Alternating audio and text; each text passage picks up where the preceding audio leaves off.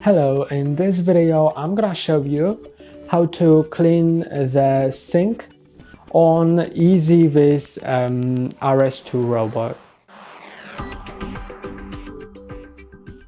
To do it, first you need to click on the sink clean button, which I'm not gonna do in this moment because the water tank has to be filled for that. Then the robot will drive out itself.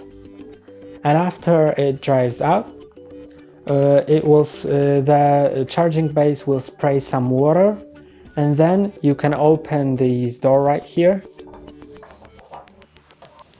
which I have tape on. And now you can take this brush out and you can use it to clean the sink below. Then you can put it back.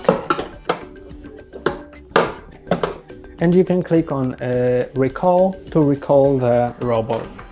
And that's all for today. Don't forget to like and subscribe. See you next time.